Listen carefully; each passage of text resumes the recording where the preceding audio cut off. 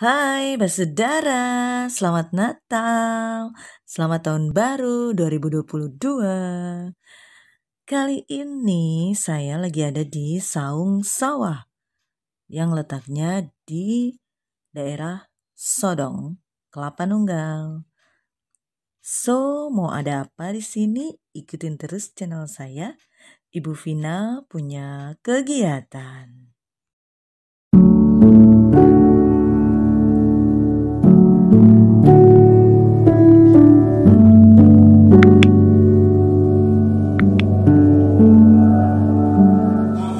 Tahun 1800 ada seorang tokoh terkenal bernama Napoleon Bonaparte, orang Perancis.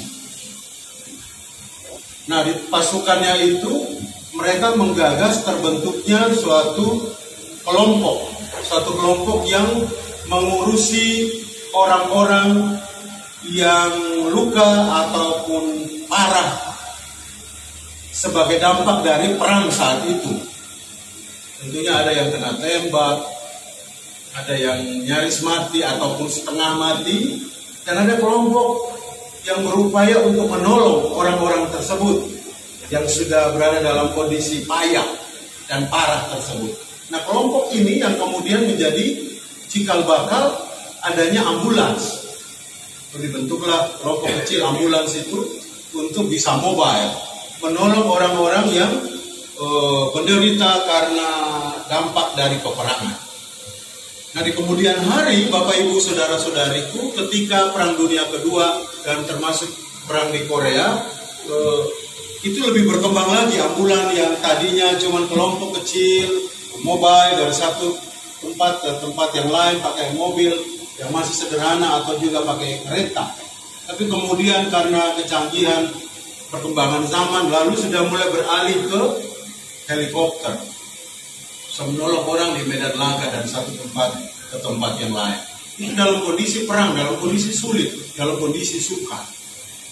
Nah, Bapak Ibu Saudara-saudari, dalam kondisi sukar seperti itu saja ada kelompok yang tercipta, yang digagas supaya mereka bermanfaat untuk dapat menolong orang-orang yang berada dalam kondisi sangat dan serba sulit.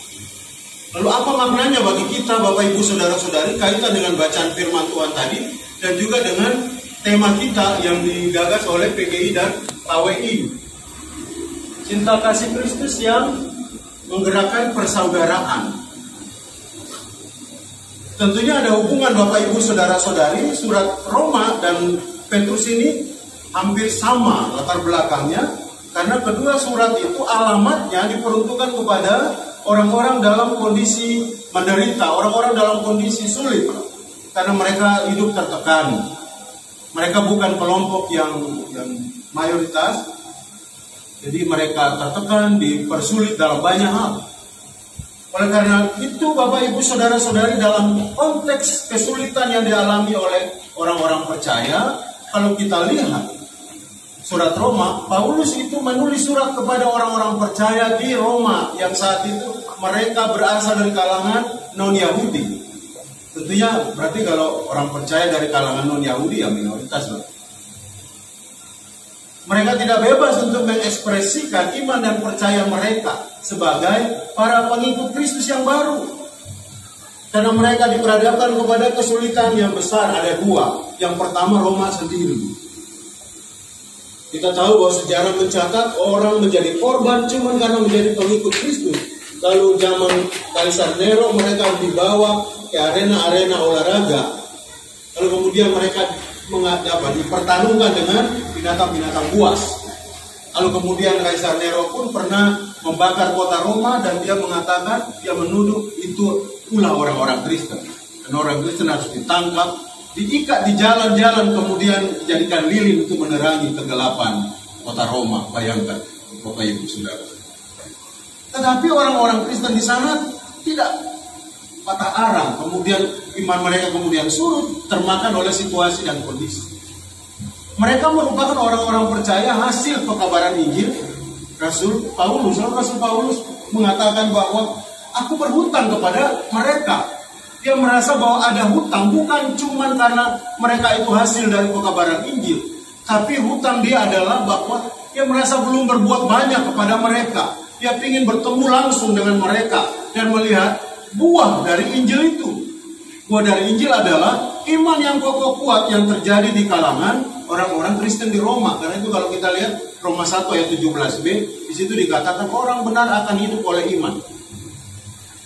Nah, orang benar akan hidup oleh iman itu sendiri menjadi tolak ukur bagi Martin Luther, Bapak Gereja Protestan. Orang benar akan hidup oleh iman. Iman itu menjadi dasar yang kokoh kuat bagi bangunan kehidupan.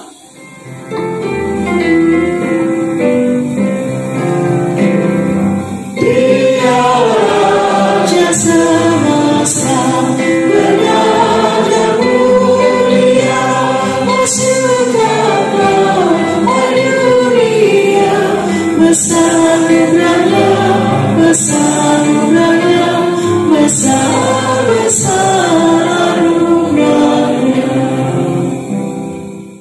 Selamat Natal, Tuhan Yesus memberkati. Bye.